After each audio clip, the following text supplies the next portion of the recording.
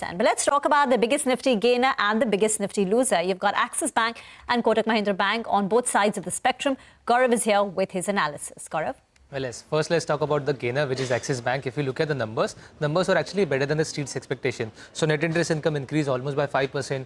OPEX, if you look at that number, it was well contained.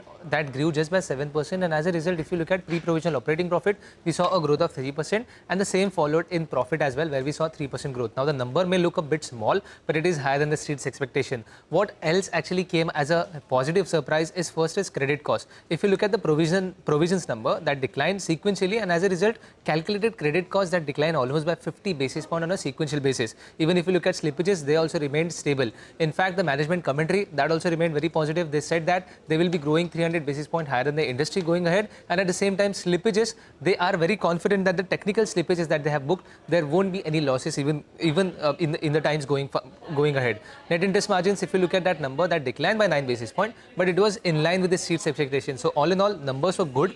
In fact, the core performance was actually better, and that is the reason why Citi upgraded the stock. And at the same time, Nomura also said that on a valuation front, Axis looks at a very reasonable price, and that is the reason the stock actually remained their top pick.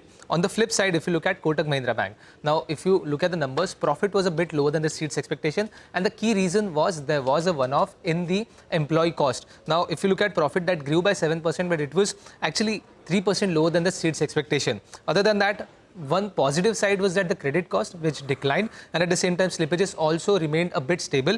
But on the flip side, net interest margins, now they remained stable on a sequential basis. It was a big negative for Kotak Mahindra Bank, given that street was actually expecting net interest margins to expand. Second is that on acquisition, now bank said that any M&A should fit financially, strategically, and be smooth to integrate. Now, what the market is reading is that Jeffrey says that the management commentary suggests lower probability of IDBI deal, which is a speculated deal in the bank, but at the same time, valuation is one of the hurdles for Kotak Mahindra Bank. If you look at the numbers were fairly more or less in line, with PAT actually a bit lower than the street's expectation, but valuation is still at a higher end, and that is the reason why Investec said that if you look at the ROE profile, which is at 12%, and given the valuation, there is limited upside to the stock, and that is the reason they also maintain their hold rating. As a result, we are seeing some kind of pressure on the Kotak Mahindra Bank. As we speak, the stock is down more than 3%.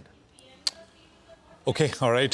Thanks very much, Gaurav, for that. So that's private banks in focus. 50 points, by the way, on the Nifty. So there's a bit of a drop from the highs which has happened, but we're at around the 25,100 level. We'll take a